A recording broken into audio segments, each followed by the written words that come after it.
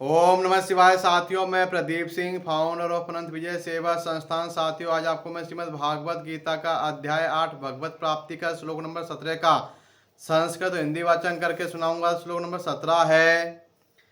सहस्त्र युगे पर्यंत महर्यदा ब्राह्मणो विदु रात्रिम सहस्त्रांताम तेह रात्र विदो जना।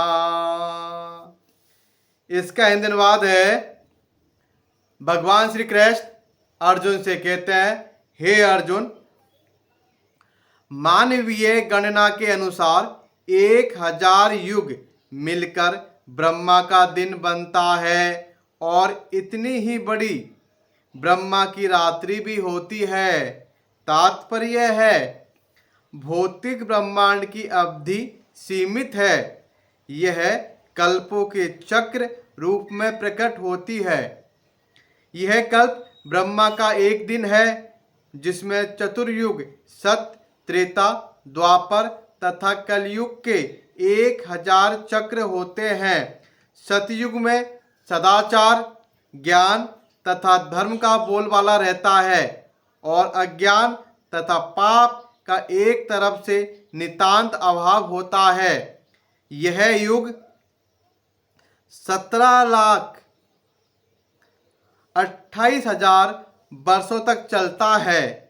त्रेता युग में पापों का प्रारंभ होता है और यह युग 12,96,000 वर्षों तक चलता है। द्वापर युग में सदाचार तथा धर्म का ह्रास होता है और पाप बढ़ते हैं। यह युग 8,64,000 वर्षों तक चलता है। सबसे अंत में कलयुग, जिसे हम विगत 5,000 वर्षों से भोग रहे हैं, आता है, जिसमें कलह, अज्ञान, अधर्म तथा पाप का प्राधान्य रहता है और सदाचार का प्राय लोप हो जाता है। यह युग 4,32,000 वर्षों तक चलता है। इस युग में पाप यहाँ तक बढ़ जाते हैं कि इस युग के अंत में भगवान स्वयं कल्कि अवतार धारण करते हैं,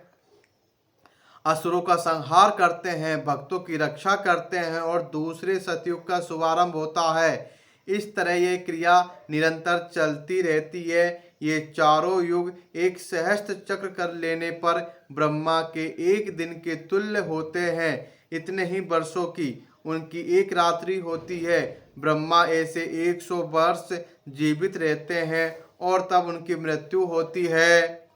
ब्रह्मा के ये 100 वर्ष गणना के अनुसार पृथ्वी के 31 संख्य 10 खरब 40 अरब वर्ष के तुल्य है। इस गणनाओं में ब्रह्मा की आयु अत्यंत विचित्र तथा न समाप्त होने वाली लगती है, किंतु नित्यंता की दृष्टि से यह बिजली की चमक जैसी अल्प है।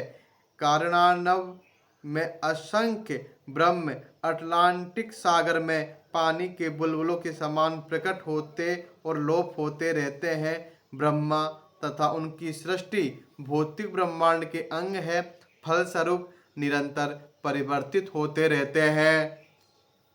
इस भौतिक ब्रह्मांड में ब्रह्मा भी जन्म, जरा, रोग तथा मरण की क्रियाओं से अछूते नहीं है, किंतु चूंकि ब्रह्मा इस ब्रह्मांड की व्यवस्था करते हैं, इसलिए वे भगवान की प्रत्यक्ष सेवा में लगे रहते हैं। फलस्वरूप उन्हें तुरंत मुक्ति प्राप्त हो जाती है। यहाँ तक कि सिद्ध सन्यासियों को भी ब्रह्मलोक भेजा जाता है, जो इस ब्रह्मांड का सर्वोच्च लोक है, किंतु कालक्रम में ब्रह्मा तथा ब्रह्मलोक के सारे वासी प्रकृति के नियमानुसार मरणशील होते हैं। तो श्लोक नंबर 17 का संस्कृत और हिंदी वाचन यह है। कल फिर मिलेंगे श्लोक नंबर 18 के साथ।